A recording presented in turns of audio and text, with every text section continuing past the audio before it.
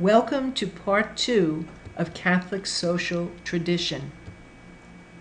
In this presentation, we will look at 5 more principles. The first principle today is that of solidarity. I don't know what comes to mind when you hear the word solidarity. Perhaps a political movement. Well, yes, it is this, but it's more than this. It's taking seriously that we are all in this together, or as the slide shows, we are all on this together. And for a little humor, the polar bear and the whale have to be in solidarity with each other. That is, they have to identify each other's needs and cooperate together. I was hesitant to include this quote because of seeing charity as vertical, but I include it because it underlines or underscores the fact that solidarity shows great respect for the other person and acknowledges that we learn from the other.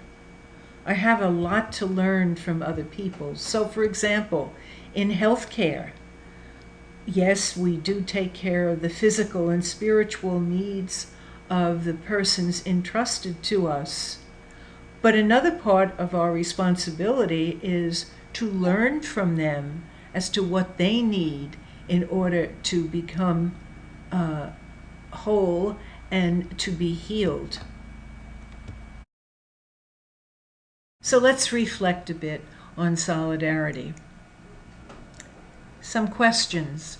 How am I one with those in need? How am I in solidarity with those who are waiting? How am I one with those who are struggling? How am I in solidarity with those who are celebrating?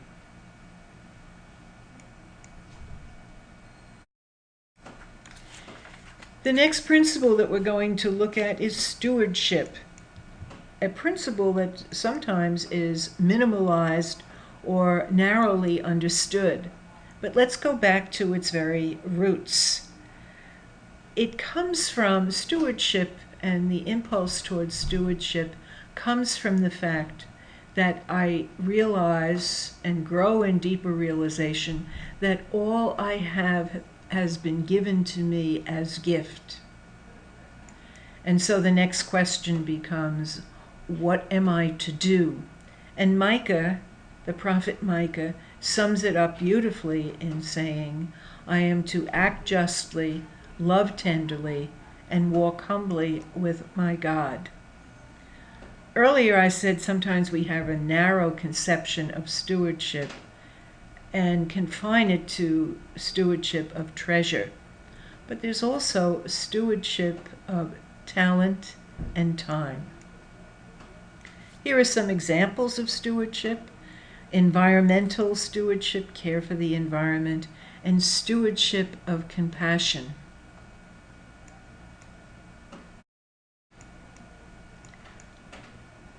Good stewardship means we make careful use of our time, careful use of material goods with which we work, and generosity with our talents.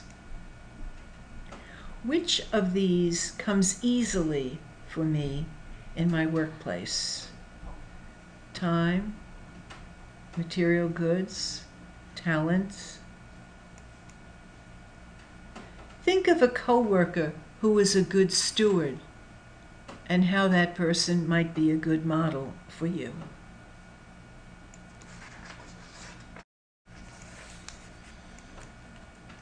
The third principle of today's presentation is rights and responsibilities. We are aware of our rights, and this principle recognizes that yes, we do have rights, but they are balanced by responsibilities. So, for instance, in this diagram in the lower left corner, In making decisions, I have the right to access to information that's going to help me solve or come to a decision. But that right is balanced by and complemented by my responsibility to participate, to be an engaged participant in processes of coming to decision making. Rights and responsibilities. What helps me to give equal consideration to my responsibilities as well as my rights in the workplace?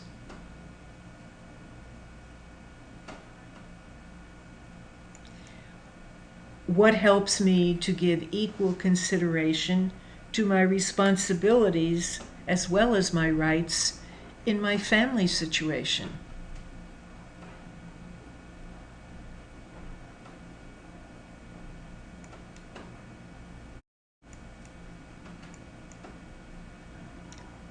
Caring for those living in poverty and for the vulnerable is the next principle of Catholic social tradition. Here we have a picture of children suffering the effects of famine in a nation in Africa. We need to care for them, as well as care for the person begging in the street, or the elderly person living on a fixed income. This last picture is of an area devastated by natural disaster. It is our responsibility, as the teaching presents, to care for those who are living in poverty, those who are vulnerable. Pope John Paul II had a wonderful way of framing this by saying, we must think of the poor not as a problem to be solved, but as people with potential to be unleashed. And before we leave this principle, let's go to our Vincentian heritage. Our Vincentian family, the Vincentian heritage, is also concerned with systemic change. In addition to alleviating or ameliorating the situation of people living in poverty or the vulnerable, systemic change calls us to look at what are the causes of this oppression, this unjust situation. So we're called to both direct service and systemic change.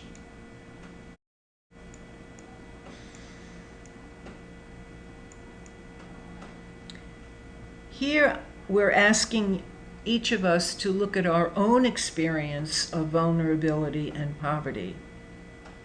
So the question is, how does my own area of vulnerability and poverty help me to reach out to those who are vulnerable and those living in poverty?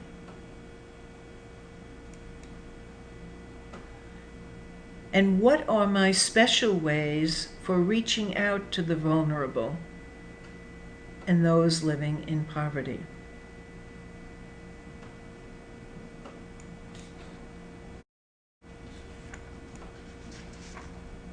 This next principle is called subsidiarity. And subsidiarity is really an organizing principle of decentralization. And this organizing principle states that matters ought to be handled by the smallest, lowest, and least centralized authority capable of addressing the matter effectively. Smallest, lowest, and least centralized. So here we have the smallest group, the family. This diagram shows you the upper green triangle, inverted triangle, shows you the ascending order of organization. And then the lower triangle, the way we usually visualize it, it shows you the hierarchical tendency to assume more and more responsibility for decision making. And the question comes down to, are we looking for efficiency or effectiveness? Subsidiarity has us coming out on the side of effectiveness. So let's repeat again what subsidiarity is. An organizing principle of decentralization which states that matters ought to be handled by the smallest, lowest, and least centralized authority capable of addressing the matter effectively. How does this principle alter my way of being in the workplace?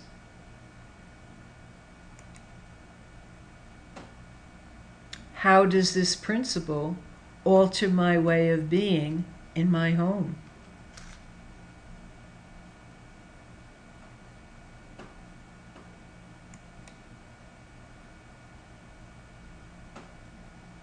And now, let us summarize what we've done in these 2 sessions together. We've looked at the Catholic social teaching based on the Catholic social tradition.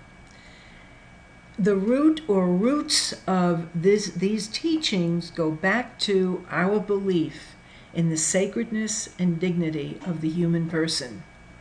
This dignity comes to fruition, is channeled through the common good. And let us recall that the common good is concerned with all and not just a special group or a majority of people, but with all. Principles that we've looked at: the social nature of humanity, solidarity, subsidiarity, rights and complementary responsibilities, care for the vulnerable and those living in poverty, and stewardship. I want to thank you for your attention and the time that we've spent together.